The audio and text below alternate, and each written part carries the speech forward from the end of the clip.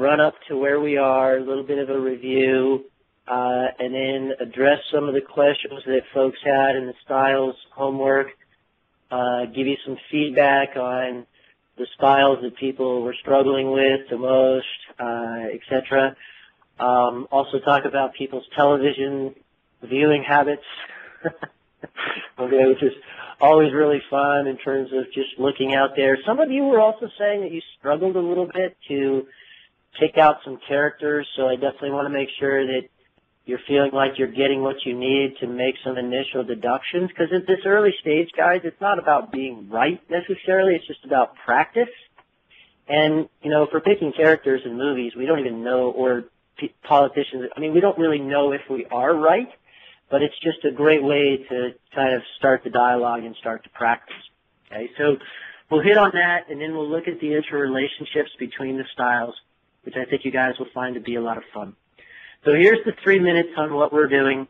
We're focused on a business execution system. So Market Force is a set of tools designed to help you execute business better.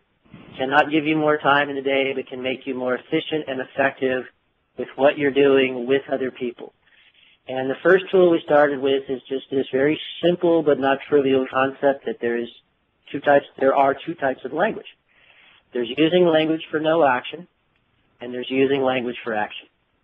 And all we ask you to make some decisions on as you really internalize that concept is, where are you spending your time? And if you're off the field of business, hopefully you're spending all of your time in judgmental language, just sitting around talking to people about the football games or the basketball games or politics or whatever, and you're getting some agreement and disagreement, because that's a huge part of being human. So when you're on the field, we would recommend that you look to move yourself over to the right side of this map, the performative language, do some language for action, and get moving. Now, as you get moving, what you'll find is that life is a series of breakdowns. Breakdown, solution, and then they're pouring dirt on your face. That is literally what life is. If you want less breakdowns in your life, give up having any ambition. People who don't have any ambition don't have any breakdowns. People who have ambition have breakdowns. So if we get over that, we can get on with it. And in the moment of the breakdown, don't focus on the breakdown itself. The concept there is, to the extent that you focus on your intentions in life, it throws you automatically on the upward-facing arrow. Well, given what I intend, what's the next most powerful thing to do? If you focus on the breakdowns in your life, it'll throw you down the downward-facing arrow. Well, given that I'm having this breakdown, how upset can I get? How much judgmental language can I throw out there about me and other people? And how does that lead to habitual behavior? And then speaking of habitual behavior, what we were trying to set up 2 weeks ago is when you really watch yourself and other people in breakdowns, pressure, the context for this conversation is pressure. When you really introduce pressure, actual pressure to your life, God forbid, or perceived pressure to your identity, there tends to be some commonality in how people behave. Don't know why, didn't try to make this up, trying to read the world, okay? And there are a lot of other systems out there that point to 4 primary personalities in the world, personality styles. So I think we're on to something. What we're claiming is, in nature, you have 4 primary strategies, that every animal on the planet uses one of the 4 primary strategies to either dictate, migrate, tolerate, or hibernate. So don't think for 1 minute for us as animals that we weren't born with certain strategies ourselves. That's at least our claim, that we are part of the animal kingdom. We just have a little bit more sophisticated, especially because we have language, so we do a lot of justifying of our behavior. Okay? But at our core, there's a reptilian brain, first part of your brain that developed. When that part of your brain is under pressure, it gets shots of adrenaline. Other parts of your brain, your neocortex, can't remember what the spine is called, but the other 2 parts of your brain actually get a shot of serotonin, which is a happy drug. And it makes it just kind of calm down. So the reptilian brain goes, wah! And the other parts of your brain go, oh, shh. And when that happens, it's not a thinking response to pressure. It's a biological response. And the first price of admission is we need to know what yours is. No big deal. It's like the color of your hair. I mean, nobody, at least very few people get upset about the color of their hair. Okay, it's just like, oh, it came with the package. And the real benefit is when we start looking around.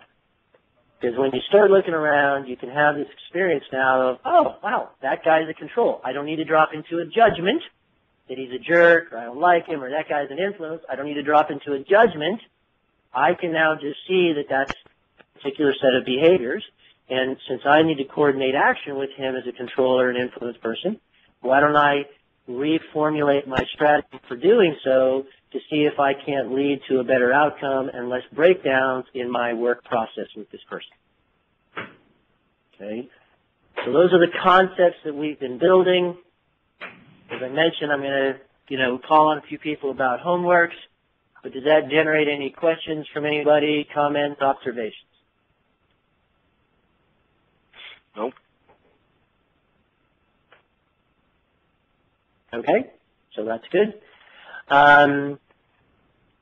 So Heather, maybe I start with you. So Heather picked Khloe Kardashian, which has us all in a judgmental conversation about, you watched that show? Okay. And you said that she is more on the influence side, yeah? Yes, that is what I said. Yeah. But that's an interesting show. I actually don't watch it, but to pick the Kardashians, there are at least, there's probably 8 or so different characters on that show. So that's correct. Yeah, so it's probably a great place to just kind of, what is Kim Kardashian, Bruce Jenner, or whatever, his name is now. Okay. And then the other one you picked, which I thought was really, really good, is Martha Stewart. Right. And Martha Stewart's a great public figure to just kind of look at. And the style you said there? Control. Yeah. And why did you say that? Well, I just see her as a leader, a director, really powerful, and somebody who is pretty set in her ways and stubborn, and tells people what to do and doesn't tolerate a whole lot of shenanigans. Yeah. Okay. Really good. Very, very goal-oriented, highly determined, fiercely competitive. Attributes that many times you find with people who are, dictators. And when she got under pressure, and came out of prison, she's been rebuilding. I mean, it's very interesting. You'll see that controls have a way of, they're better at building things than they are at maintaining things. Okay, so it's almost like you'll actually see a lot of times from both controls and influences actually that they have a way of putting themselves in situations where they have to build. Now, I'm not saying she did this on purpose, but you'll see a lot of influences and controls put themselves in situations where they're not as good typically at management, like managing things ongoingly. Mm-hmm. They're better at building things from scratch. And if you map that over the styles and think about, or the survival strategies, it's much easier to be kind of a management person when you tolerate and hibernate. So a lot of times what you'll see is people who tolerate and hibernate do better when they're in more of the managing or sustaining ongoingly positions, whereas people who dictate and migrate do better when they have to start something from scratch. So when I work with people who are predominantly on the in property management, for example. So I don't know if Craig, did you make it yet? Yes. No, Craig. Oh, good. Okay. So Craig, you're seeing yourself more on the control side, but you might notice that most of it, because you're on the REM side, the property management side, right? Correct. Yeah. So you might notice, Craig, that you have more people on your team that are powers and authority, because those positions typically attract people who want to do more tolerate, hibernate, analysis, ongoing type of work, whereas many times in brokerage, straight up brokerage, you'll find more controls and influences. Okay, so even our professions many times tend to attract different survival strategies, because that's a place where you can go and be more comfortable. Does that make sense, Heather? Mm-hmm. Yes. Yeah. Yeah. Okay. Good. And then, Heather, you were saying that you tend to struggle the most with controls, Mhm. and maybe work the best with powers and/or authorities. Yeah. Yes. Yeah. It's very interesting because you'll find that typically the style that people tend to struggle with the most to work with tends to be controls or authorities. Mhm. And people tend to find easiest are influences and powers, generally. Now, Melissa had a complete opposite to that at some level, or not opposite, but different. So I'm not saying always, but remember, controls and powers, controls and authorities tend to be more on the confident side, and so they tend to, if anything, rush to judgment, one strike and you're out kind of an approach. So a lot of times people don't find them to be as easy to work with, whereas influences and powers tend to be more sincerity-based, so they tend to be easier to get along with. In general, don't anybody take offense, please, okay? But just generally speaking, people go, oh, yeah, that influence guy is really great to be around. And that tends to be the default many times in terms of what people will report. Just kind of an interesting thing to think about. Okay? Like you'll notice many times that controls and authorities, if they're in charge very long, many times they start losing the locker room, for example. Like people go, oh, that guy's really hard to work with. Like he's really smart, but he's just really, really tough. Whereas influence and powers tend to be known as more player coaches, like people really, really like them. But if they lose the locker room, it's because people start going, everybody's taking advantage of them. They're not hard enough on the people around them. So it's kind of an interesting phenomenon that way.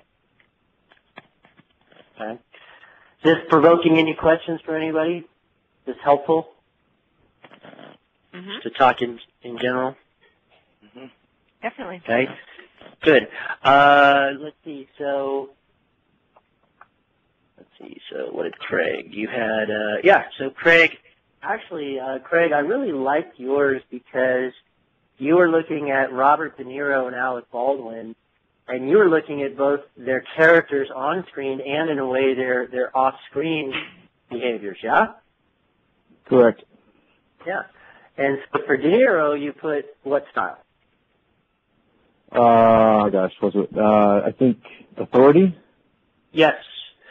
Very contemplative, thought-oriented, both in his personal life and in the roles he plays. Likes to be involved with the production in the back end, high-quality approach, confidence-based.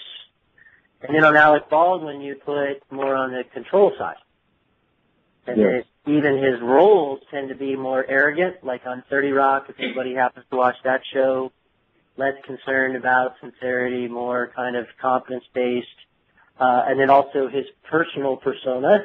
A few times on Twitter, he's been very dictatorial about how other people are stupid and that kind of stuff. Okay, so again, we don't know if we're right, guys, but that's what I want you to start thinking about. Because see, in these, whether he's right or not about De Niro and Baldwin, I mean, who cares? There's no pressure. It's not, as far as I know, I mean, that's never going to impact directly Craig's prosperity. But he's starting to look at the world from what's going on in the human dynamic in terms of how people behave. And then the interesting thing that I thought that you did in yours, you remember, Craig, what style you said you probably find to be the most difficult for you to work with? Let's see. It was only a few hours ago. Okay. I think it was the influence, yeah. Yep. And so what we're going to talk about today when we talk about the interrelationships between styles, that is not an uncommon answer. Right. That most of us tend to struggle the most with the next style clockwise. And we're going to show you why that is today, okay, or at least make a claim about why that is.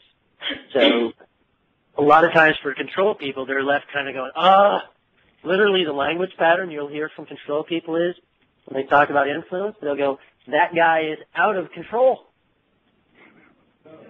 Okay, he's living moment to moment, he's not following the long-term strategy, okay, he's all over the place, his yeses are maybes, his nos are maybes, he's out of control. So not an uncommon answer, Craig, for many controls out there. And as we'll show you today, in some ways, the better you get at working with the guy next door, we claim that it can lead to more and more prosperity. It's a bit counterintuitive, but if you learn to do it well, it can actually lead to more prosperity. Okay. So there's kind of a good setup and a good segue, unless anybody else has any comments or questions. A few people put Donald Trump as a control. Check the box. Sounds good to me. I think that's right. Pretty arrogant guy. Pretty focused, you know, Trump Towers and all that kind of stuff. Artie Lang, somebody put as an influence person. Yep, I think that's correct. So, you know, but it's good practice. You think about any, you know, if you watch sports or politics or art or movies or wherever you watch people, it's just a great place to practice. So anybody else? Yeah, go ahead. Oh, sorry. Would you say that Power would maybe be the easiest personality to work with or style to work with out of the four? Yeah. I mean, generally speaking, not always, but generally speaking, Powers tend to be, you know, very tolerant of other folks, and, you know, they tend to take on a lot of work, and so it's kind of like, you know, strong team players. They're very focused on alliances, and so generally speaking, like if you look at organizations, and again, these are general comments, and I know you guys don't listen in absolutes, but you'll tend to find maybe less controls in an organization, and then you'll find a few influences, and then you'll find a lot of powers, and then you'll find, you know, a few authorities. And that tends to be, when organizations get kind of fully vetted out, how it tends to work out. Okay? And that's not always, and that doesn't mean if your team doesn't look like that there's something wrong. It's just that tends to be the most common construct, because powers tend to be, once an organization is somewhat built, they come in, they do a lot of work, they tend to work well together, they're tolerant to the other styles. So yeah, generally speaking, yes. What's number 2, 3, and 4, generally speaking? We know Generally speaking, number 2 is influence. And again, the reason there is people go really nice to work with. Now, to Craig's point, over time, people might get frustrated that, you know, they're changing direction too much and all that. But many times people go, the guy's so nice, we'll overlook that. Number 3 is authority. People tend to go, you know, the guy's really, really smart, but he's taking too long. So if anything, people are starting to go, it's too slow, I'm not getting enough output. And then, generally speaking, the style that people tend to struggle with the most is controls. Because, you know, think about it this way, you guys. You may not like a control person, but you tend to know who they are. Because they tend to be pretty opinionated. It's my way or the highway. You know, that's what a dictator or dictator's response would be to a situation. They sometimes will come across as kind of arrogant, especially around a breakdown. They're like, hey, what didn't you understand about my idea, stupid? Okay? And so, over time, that can just wear people out. Now, I say that, and some of you are all these different styles, so I hope that this, you know, whole methodology is sinking in, that you can't take that personally. I was giving you a very general response. That doesn't mean always. So don't take that personally. That was, you know, I'm just trying to be straight up with my experience over the years of doing it. Okay? But that's, see, last week what I hope you were in was, ooh, where do I fit? What's my style? Yada, yada. This week what I want you to start thinking about is, what goes on out there? Okay, like what goes on with different people and what are some of the interrelationships? So, you know, saying it one last time, last week was about kind of the differences, and this week is about, let's start looking at some of the relationships between the styles, because this is where the money's made. If you can get past your own style and you just see its price of admission, then the rest of your time is spent going, what's going on with that guy over there? To start that conversation, guys, we're going to look right in the middle of the grid here at a couple of distinctions we did not talk about last week, and they're two of the other 50-50. So competence versus sincerity is obviously a 50-50. The two other 50/50s are creation and preservation, thought and action. But these are actually easier to see in our little map construct. So if you would, draw 3 of these little maps here, and you don't have to, you don't have to draw the prosperity ball in the middle, and you don't have to put control, influence, power, and authority. If it's easier, just put a C at the top, I at the right, P at the bottom, A at the left. And the map is always the same. And every map always maps over the other maps. And so it makes it a very topographical approach. So if you draw a couple of these, we're going to pull these distinctions that are on the grid off of the grid onto the map because they're easier to see this way. So in the first one that you've drawn there, draw a diagonal line, just as I did on the screen, and from upper left to bottom right, and between control and influence, put creation or offense, and between power and authority, put preservation or defense, whichever word feels better to you, or both words, whatever. Okay? Here's our claim. If you look out there in sports, there are certain people who are building their reputation around being better at offense. So they're better at putting the ball in the other guy's basket or whatever. And then there are other people who are building their reputation about being good at defense. So they're good at protecting our basket, they're the player of the year on defense or whatever.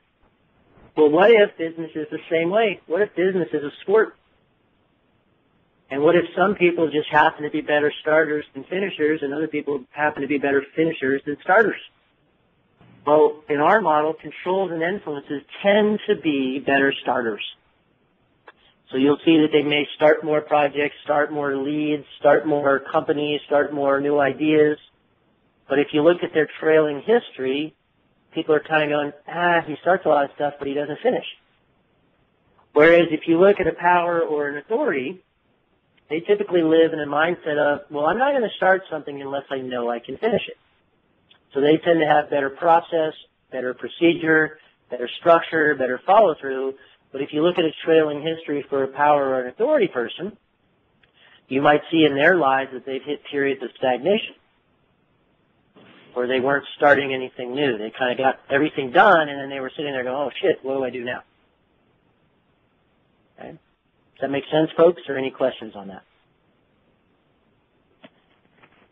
And when I ask that, don't think that by saying yes that you're agreeing with me. I just mean, is the claim clear? Does anybody have any questions? No questions. No questions, yep. Give me a yes or no because I can't see you shake your head. Okay, so Peter, intuition, Peter. Would you think that controls and influences would naturally get along because they're on the offensive side together, and that powers and authorities would naturally get along because they're on the defensive side together? I would say yes, but it seems like it would be counterintuitive because they're maybe too alike. Yep. And so your answer is great because there's no right answer here, but I just wanted to get a sense of your natural intuition.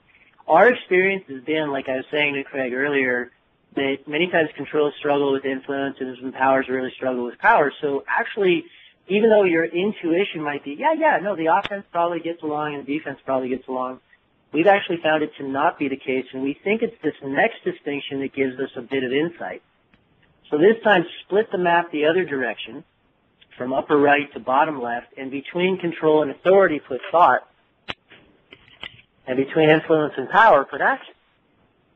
So kind of to your point, Peter, they're actually very similar, but they have also a big difference. And the big difference can start to cause friction. Okay, so first the claim. So you put people under pressure. Remember, the context of styles is always how do you behave when you feel like your life is at risk or your identity is at risk, when there's real pressure. You put people under pressure, and some people go, everybody be quiet, let me think. Okay, here's what we're going to do. And other people go, boom, let's do something, and then we'll fine-tune it as we go. So everybody thinks and everybody acts, let's be clear. But which one do people do first? And controls and authorities tend to be think first, then act, whereas influences and powers tend to be act first and then fine-tune, act first and then think. Okay? Any questions there? No. So would influence and power get along better, and control and authority get along better? Well, this is where I want you to start thinking about that. Okay, so save that for a minute because that's going to be our next conversation, or 2 conversations down the road. So sorry. But see, that's the exact, no, don't be sorry. See, that's the exact thing today is all about. Okay, is I want you to start thinking about that.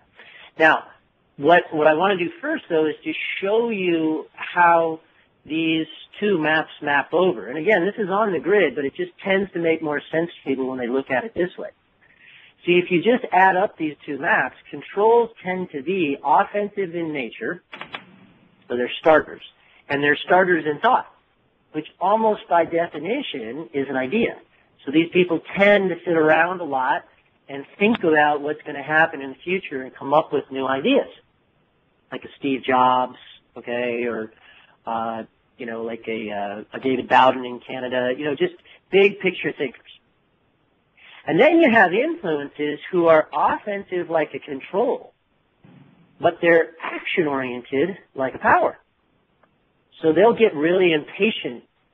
They tend to very quickly, and they'll go, come on, come on, come on. We're overthinking this. Let's just go, because they're all about velocity and speed. And then you get a power person who's defensive like an authority and action-oriented like an influence.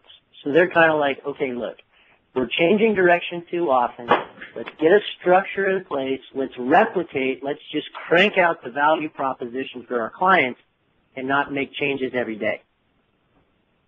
And then finally you have authority people who are defensive like a power, but thought-oriented like a control. So they're kind of like, well, let me see what you've started there and see how we can make it better.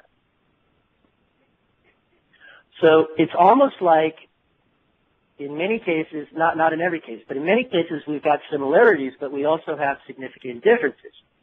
So again, this is on the grid. You see creational, thought-oriented, creational, action-oriented.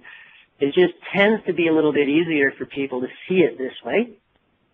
So controls and influences are similar, but also very different. Powers and authorities are similar and different.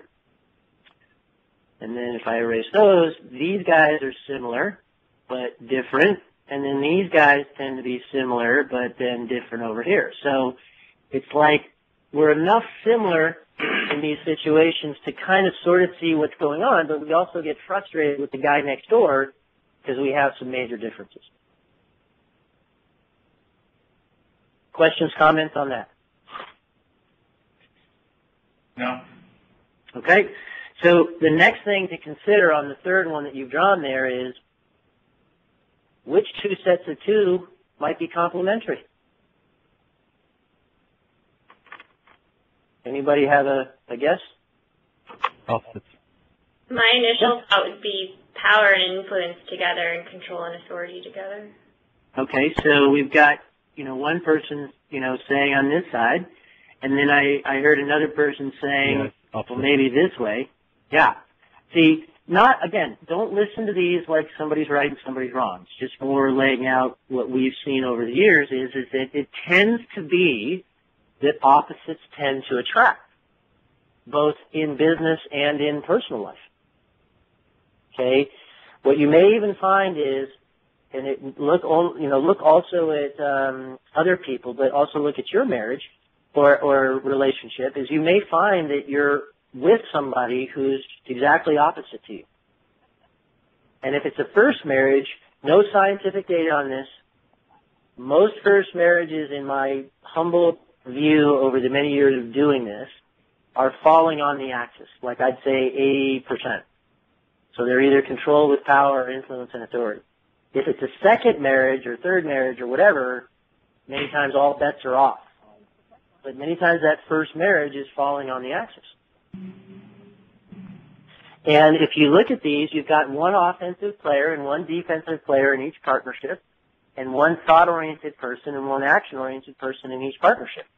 So the control guy has an idea, but the joke I like to tell about controls, and Craig, you might like this, controls are fascinated by work. They can watch powers do it all day long. Okay? So controls like to have ideas, but then they like to have powers to hand it off to you, and powers like to be busy. So powers grab all that work and just start cranking it out. And then you got influences who like to get out there and start new relationships, but once they've got a relationship started, they feel like it's boring, so they migrate to the next new relationship. And then you got the authority guy who comes in and puts some quality control around it and makes sure that that relationship lasts forever. And, you know, again, look at your personal life. My best friend in high school is an influence guy. I'm an authority guy. And before I was ever introduced to this material, the joke that we had is the only reason I was having any fun was because of him, but the only reason he wasn't in prison was because of me. And that was like the nature of our relationship in high school. My partner in the first business that I owned, and by that point I was conscious and aware of this material, but my partner is an influence guy, and he was the guy that landed the huge contract, and I was the authority guy, and I was the chief operations officer, so I was the guy that maintained it. So, you know, just check it out. It's not always the case, but many times relationships are operating on the axis. Questions, comments? Isn't it a pet peeve for an authority standards, though? And when somebody that's kind of, I don't know, an influencer person could be maybe flaky to certain... Yeah. So wouldn't that be an irritation for... Yeah, who's asking? Yeah, who's asking these questions? Oh, Chelsea. Chelsea. No, I just want to make sure, because Chelsea, see, you're getting it. Like, and remember, I'm talking in general situations, okay? Now, let me make my next comment, and then I'm going to show you something. See, the next comment is, guys, there tends to be more friction early in the relationships with anything that is cross the axis. Okay, so Chelsea, what tends to happen with an authority is they know, well, they know somewhere in their heart of hearts that they're not a people person by nature, and so they're attracted to someone like an influence because that guy will get them business. But then over time, they get frustrated with that influence guy because he maybe is, you know, flaky, not keeping his promises. So you're absolutely right. The control guy, he knows in his heart of hearts that he's not the best at executing. He likes to come up with the ideas, and he likes to hand it off to the power guy. But over time, he can get frustrated with the power guy because the power guy might be making some mistakes or isn't following through on his ideas perfectly. So, you know, it's not like it's perfect, but it's just right away there's a natural attraction, whereas anything that is cross-axis tends to have friction right away. But if they get through the friction day one, it tends to grow over time. So said a little differently, anything that is cross the axis typically takes more energy to create. So this isn't a great looking diagram here, but if you're looking at the screen, okay, the ones that are the ones that are on the axis, so a control with a power and an influence and an authority, they tend to start out great, but then if they're not careful, they'll go down over time. Anything that is cross-axis, so control and an influence and power, etc., a lot of times there's so much friction in the beginning that everybody just gives up. But if they stick with it, many times those relationships tend to take off over time. Does that make sense, Chelsea? I think so. Well, wait, don't say that and give up on me. No, I'm set in my ways, and I think I see it differently than how you're explaining it, but that's personal. Yeah. Well, that's good. Okay, I want you to be set in your ways, and let's have a dialogue. So let me show you the natural frictions here that are cross-axis, and then, Chelsea, let's jump back in and see what you think. Okay? See, here's the thing, guys, is let's start with controls and influences. Typically here, controls look at influences and go, you're all over the place. Okay, I've got an idea. I'm thought-oriented. I'm competence-based.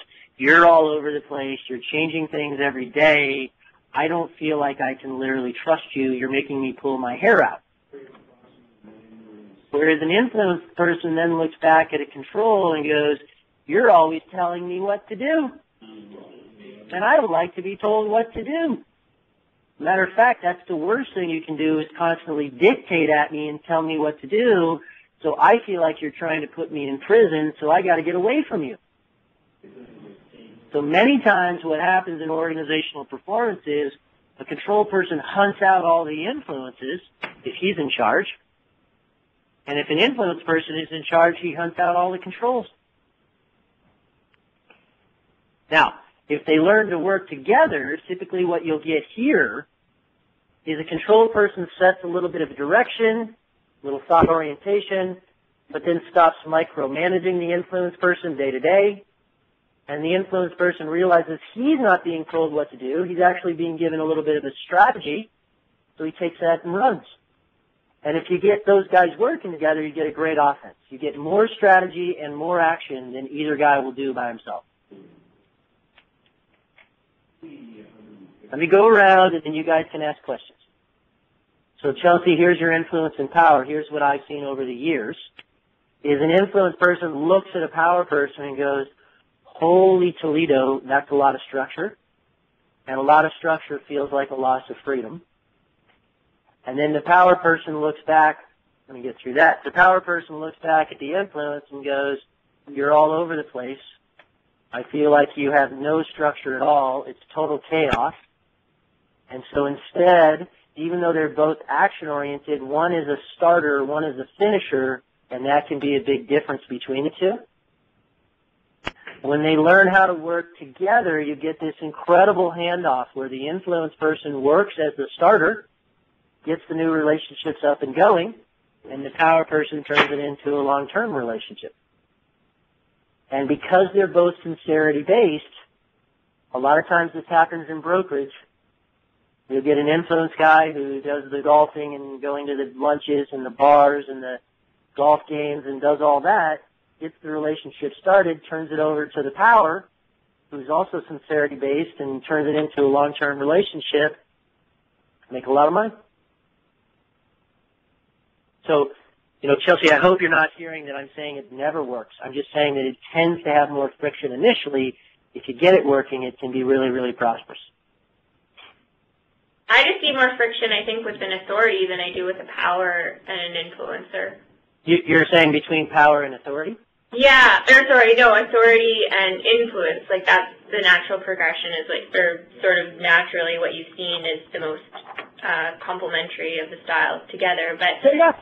Well, look, I want you to challenge, think for yourself, see what you've seen, adjust and adapt and all of that kind of stuff. If that's been your experience, I get it. My experience has been that a lot of times authorities right away go, oh, thank goodness, this guy's good at getting relationships started. I'm not a people person. And then over time, they get more and more frustrated. But right away, they actually see the influence person as a solution to a concern. Right. Okay. Yeah. Okay. Let's look power and authority. Over here, you got the two defensive styles. So you might think right away that they get along, but they actually have a major, major difference. Okay, power people tend to focus on a quantity of output, and authority people tend to focus on a quality of output. So they both like the letter Q, but they see it a little differently. And when that happens, what you may find out there is power people start avoiding authority people. And here's what I mean. In an honest moment, I've had many power clients over the years tell me that they look out their office door and they see the authority guy coming to their office, and they get on the phone and pretend to be on the phone. Because they don't want to talk to him. Because they know the guy is going to stop all the action, he's going to want to review, he's going to want to nitpick, and that does not feel very good to powers. They're like, just leave me alone so I get my work done. So they'll literally start to avoid the authority person. And, of course, what that means is then the authority person is constantly trying to find the power person, and you almost get like a cat and mouse game within the office. And it's a waste of time and energy. When they really get that they just have very different perspectives, the upside is power people lean on authorities for a little bit of thought orientation, some editing, some prioritization, things that powers just tend to don't do as well. And the authority guy realizes, I can't nitpick this guy to death. It's like I'm nibbling him to death like a duck. Okay, I got to let it go. Sometimes perfection is the enemy of good. We're not going to get everything to 150% quality, so I got to let go. And when that happens, you get a better, you get a better defense because you get more done at higher quality than either person does by himself. Okay, final one, and then I'll hopefully take some questions on this. Now you get authorities and controls. Authority people and control people have a lot of similarities. They're both thought-oriented and competence-based, but they have a significant difference. One is focused on the future. One is focused on evidence from the past. So the control guy goes, I have an idea, and the authority guy goes, where's your evidence? And an idea doesn't have evidence. It's a new idea. So a lot of times, literally, they fight like lawyers. So the joke is a control person is certain that they are right about the future, and authority people are confident they can prove a control person wrong. And because they're thought-oriented, they'll keep bringing evidence to the table, and they'll fight like lawyers for months. When they work together well, what you'll see happens is authority person kind of goes, look, here's what we've done in the past. Specifically, here's what didn't work in the past. Control person looks at that to make sure that we don't pick an idea that didn't work in the past, stands on that and goes, okay, we're going to go this direction. And now the authority person feels like he's been listened to. The control person had the ability to make the decision about the future and get a little less tension in the dynamic. I know that's a lot of data, guys. I know that's a lot of information. But what I hope is coming across is anything that's cross-axis tends to have a bit more friction. Chelsea is still checking that out and may disagree ultimately, which is fair. Our view on it is these tend to have a bit more friction in them, but if you can get them working, they tend to have more long-term upside. That's the key. Questions, comments, anybody?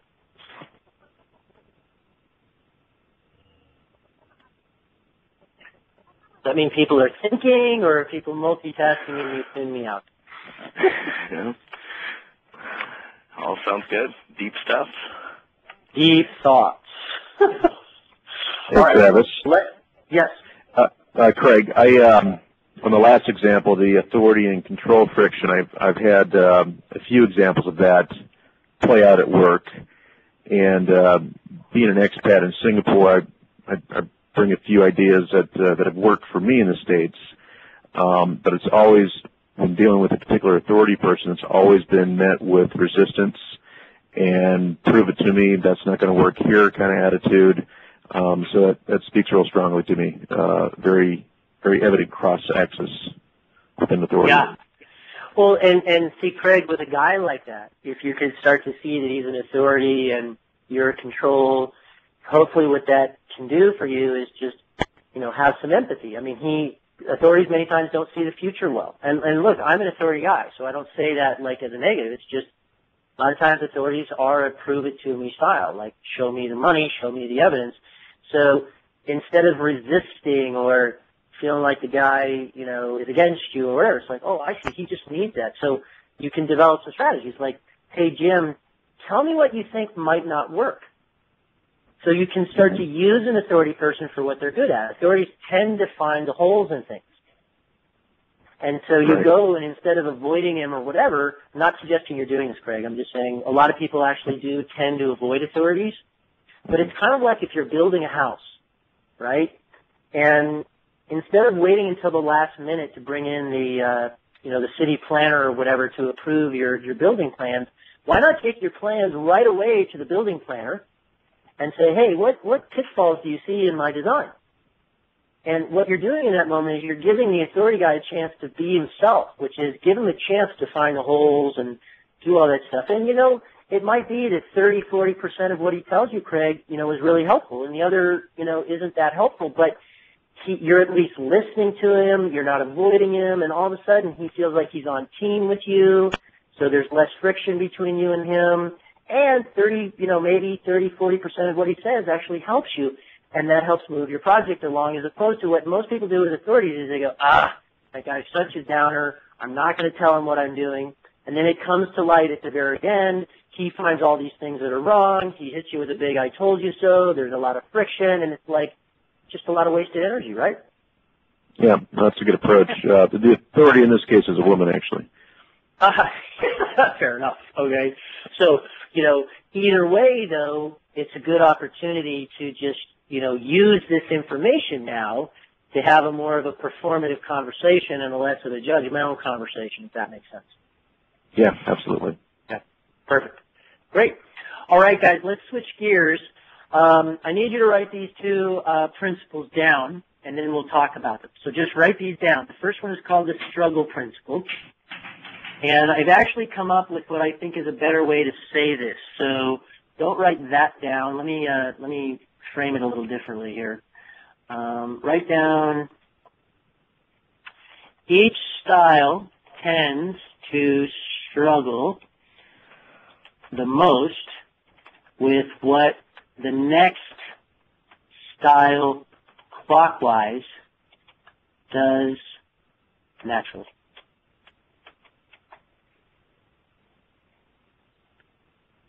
So if you would, just write that down. Struggle principle. Each style tends to struggle the most with what the next style clockwise does naturally.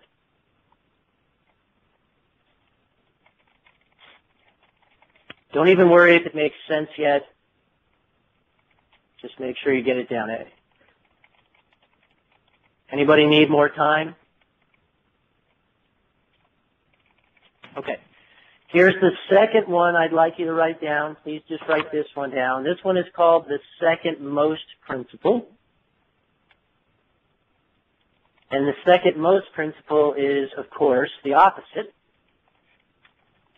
which claims that this style counterclockwise is typically each style's second most comfortable style to their own.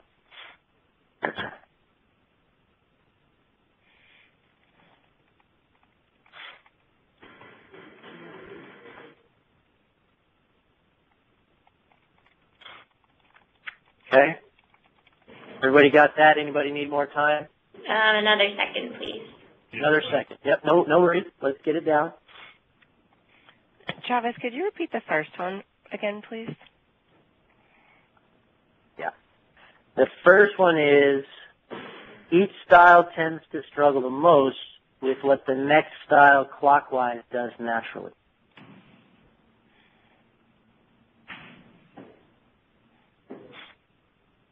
And repeat the second. And repeat the second one. The second one says the style counterclockwise is typically our second most comfortable style.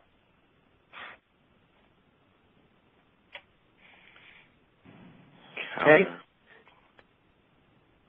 Yep. I know it takes a minute. Okay, so I'm going to show it to you now. So this is one of those where you've written it down, you're going, what the, whatever. Okay, now let's show it to you, and then let's talk about it. Okay? So we use this mapping construct, right? So control is always at the top, influence at the right, power at the bottom, authority at the left. And the claim is that when we feel pressure, we have a way of not going clockwise. So let me be very clear. I don't let you guys know I try not to introduce a lot of judgmental conversation. But I also want to make sure I'm clear. Clockwise is good, counterclockwise is bad. And yet what happens when we feel pressure is our biology is constituted to going counterclockwise. Here's what I mean. Okay? So a control person has an idea. That's what they do naturally. They tend to struggle with what influences do naturally, which is build relationships and sell and get everybody persuaded and fired up. So now a control person's feeling pressure because people aren't adopting their idea. Okay, so the control person's got this idea. Now it's time to take it out and kind of sell it to other people, which is what influences tend to do naturally. Control person's feeling some pressure, so what do? They go backwards towards being more like an authority. They get some analytics for why their idea is right, and then they cram it down people's throats. And that, if you go back a couple weeks ago, is the ultimate form of a dictator strategy. So all of these that I'm about to show you are the survival strategies coming to life in human beings. And the consequence of these strategies tends to be negative to your reputation. When a control person behaves this way, they're seen as being really, really smart, but really, really hard to work with. Let's go around and then we'll go back if anybody has questions. So an influence person.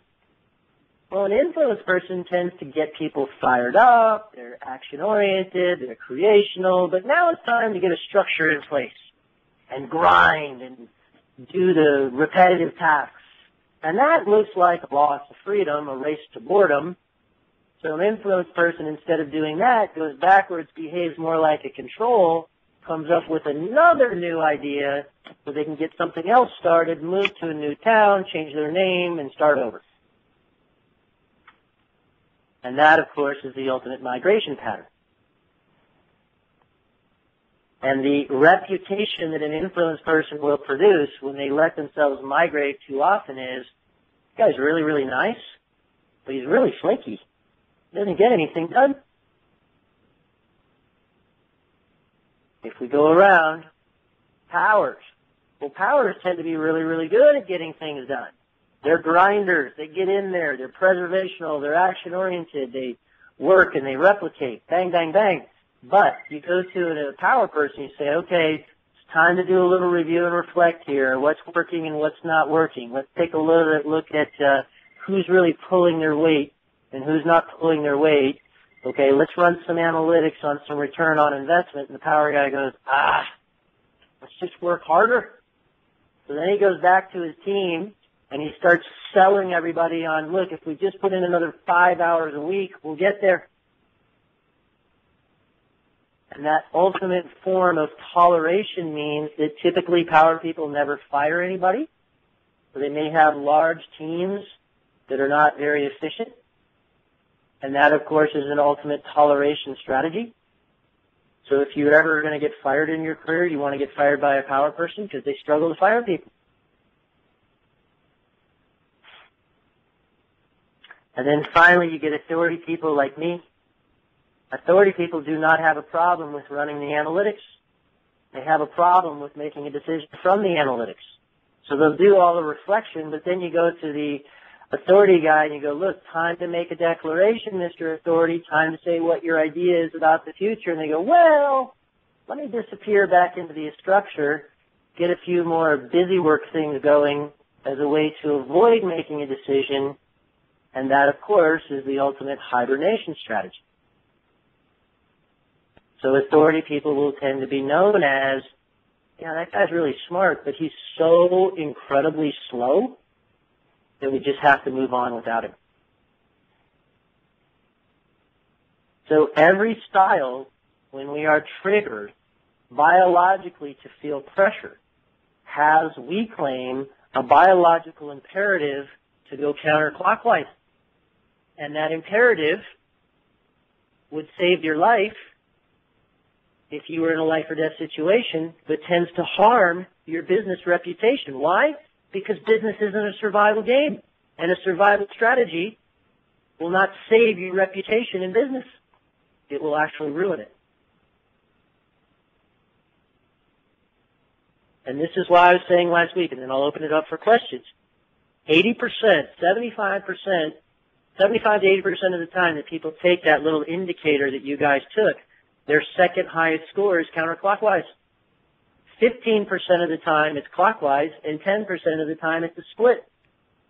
And none of that is meaningful, like, oh, I'm passing or I'm failing. Don't add a judgment. It's just an indicator.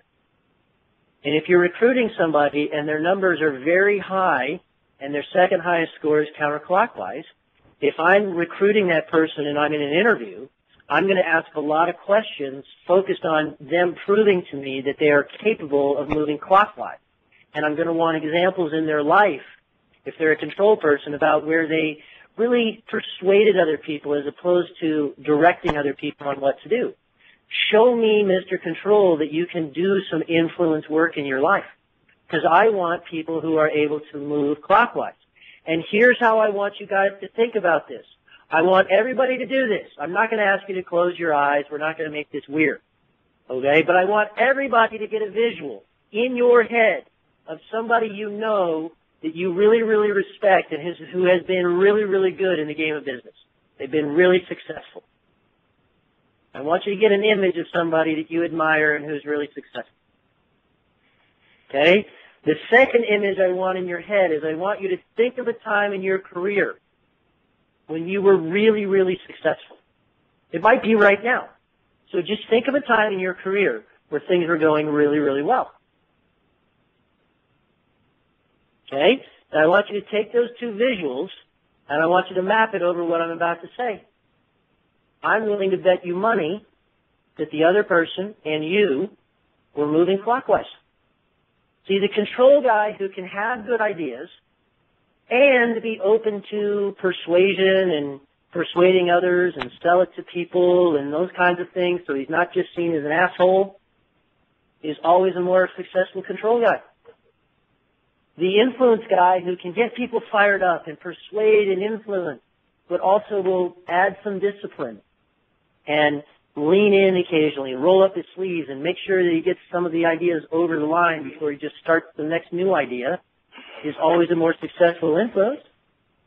And the power guy who can grind and grind and grind, but will run some analytics on whether or not he's actually got a return on investment and set some priorities on a periodic basis and make sure he's not just overextended is always a more successful power. And the authority guy who will do his due diligence and make sure that he's, doing some review and reflect, but understands that the world tends to move and we've got to make decisions. And we'll get up there into the control space and say, okay, based on my analytics, here's my idea, here's what we need to do, is always the more successful authority. So the simple way that we put this out there is get wired for prosperity. Move clockwise. Either yourself or get team members and get you and your team moving clockwise direction on these maps. It tends to lead to more prosperity. If you move counterclockwise, it tends to lead to poverty.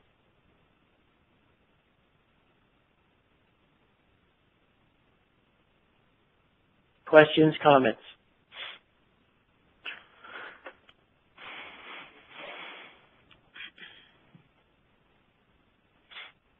Somebody was about to ask a question. Go for it.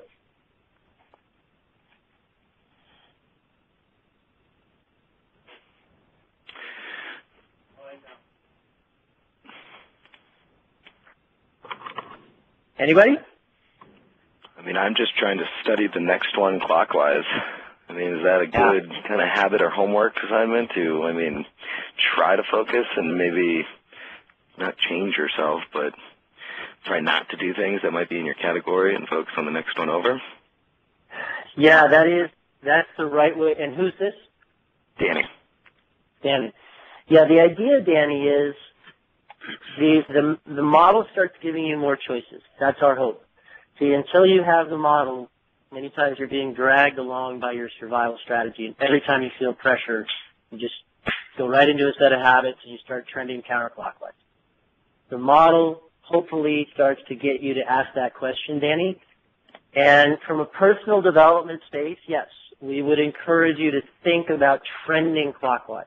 Like, don't let yourself, like you say, don't try to change yourself to the core because that tends to not work. But if you're an authority guy, just make sure that you put a pace on yourself to make your decisions.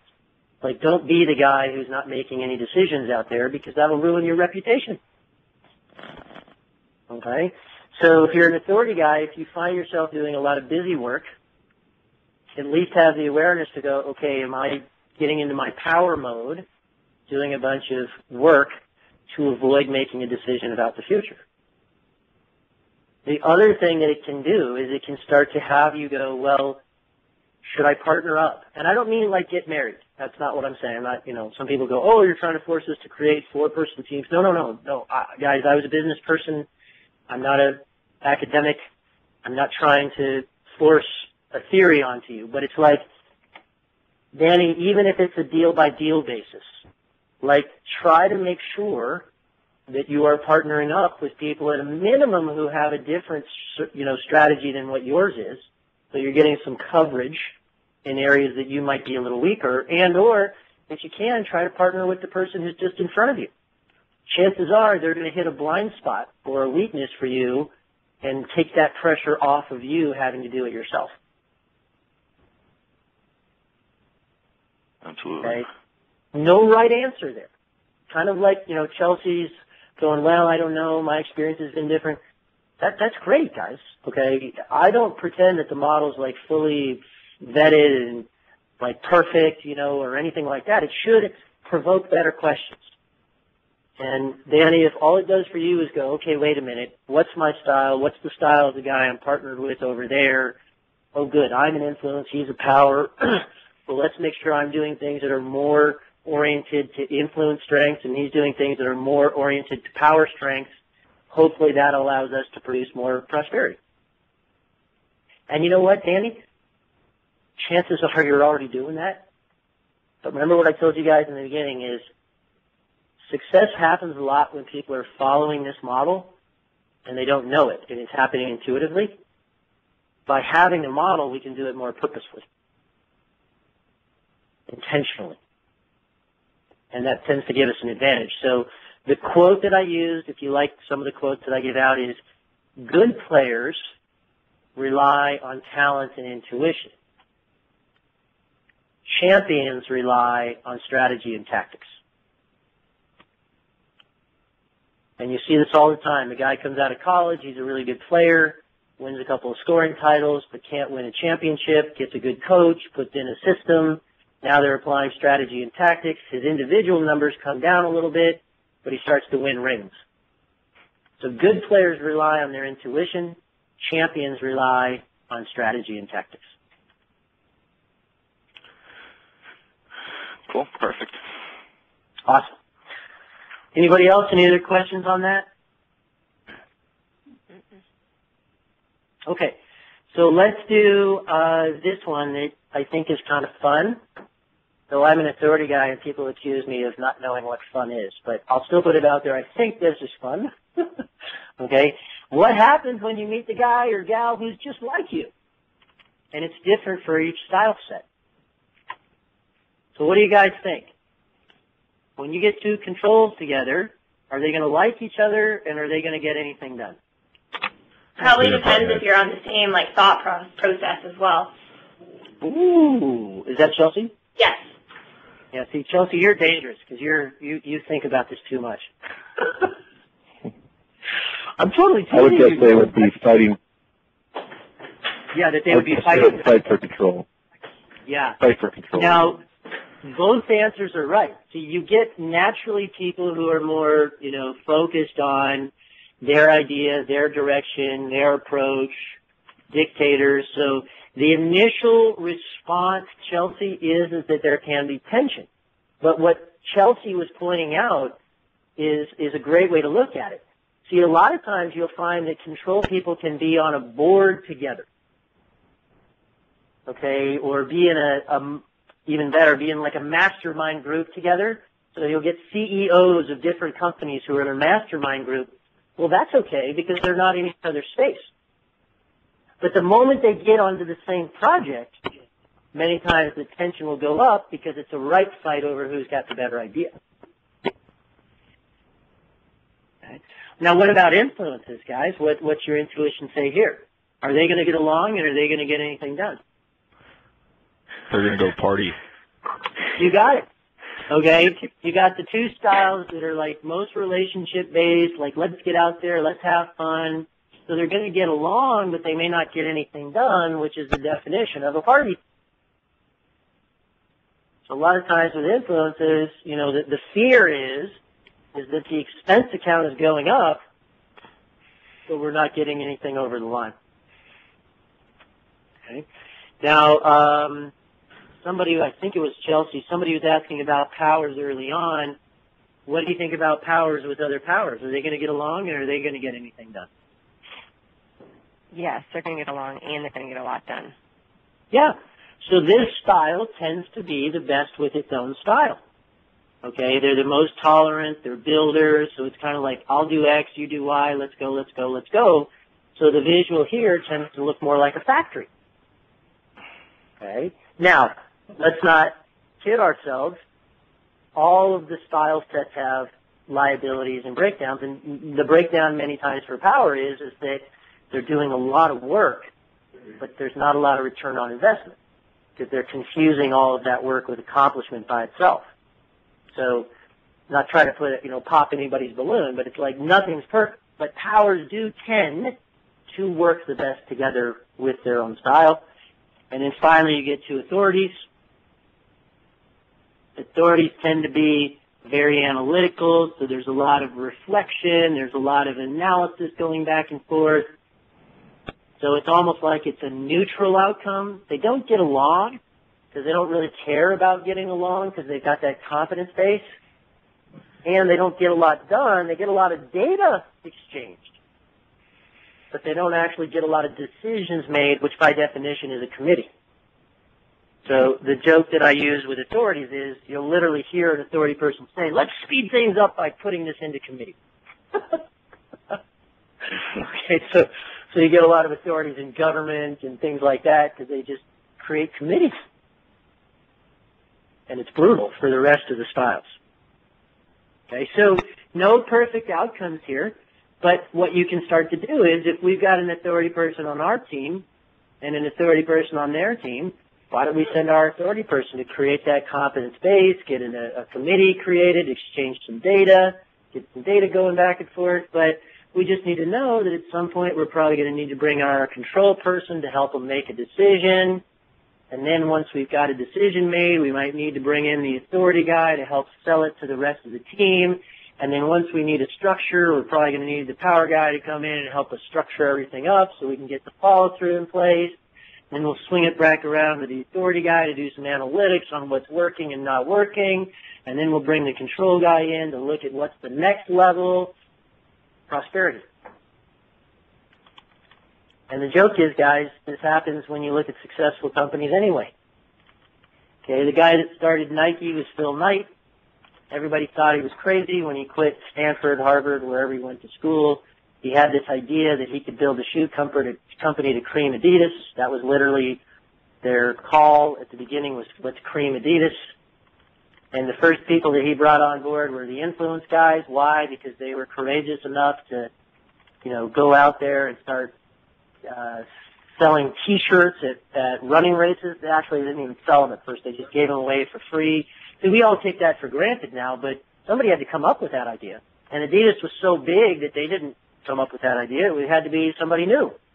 And Nike was the one that started putting Nike on T-shirts and giving it away for free to kind of build some energy and excitement around this waffle shoe that was being talked about.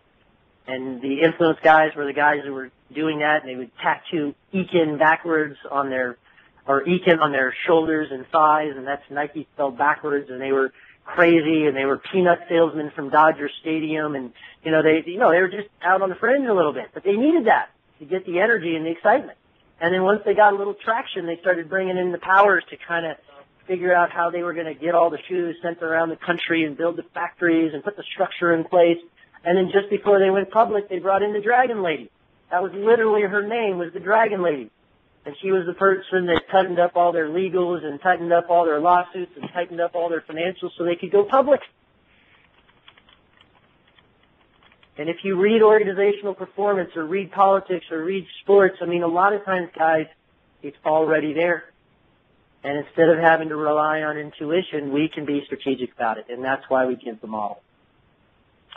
So there you go. That's 2 weeks on styles. Let's wrap up with the pop quiz. You walk into a room, you got all 4 styles, you put a glass of water down on the table, you fill it up to 50%. You ask each style what they see.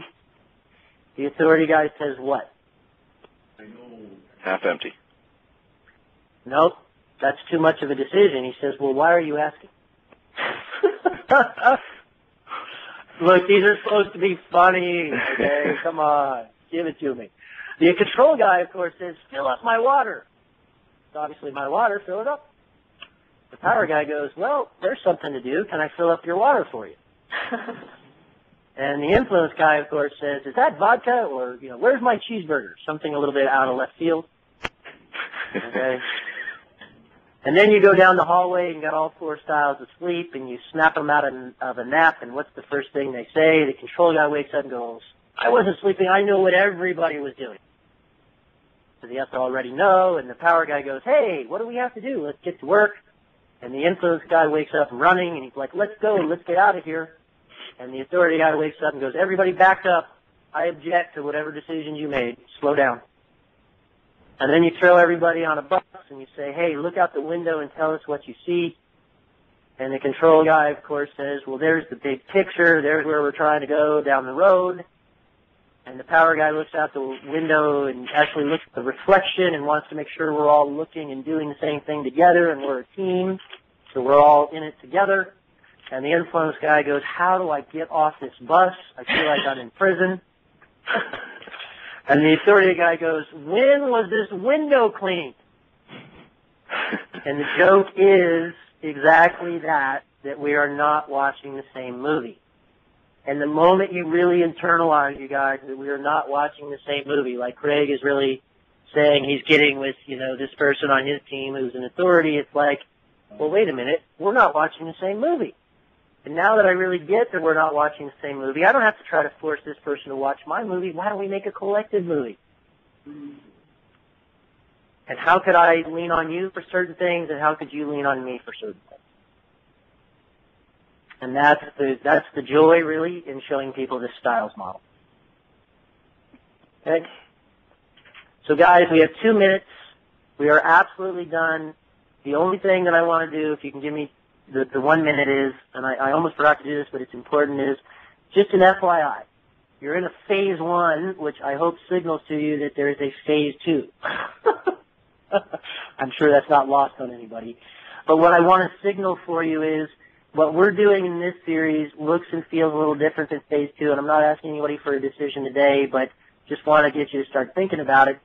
Market Force is this business execution system that focuses on helping people figure out where they're going, build more powerful relationships, which is the styles model, coordinate action more efficiently, which is the language model and the model that we'll do next week, and then work through breakdowns quicker, which is the breakdown recovery or the balance model.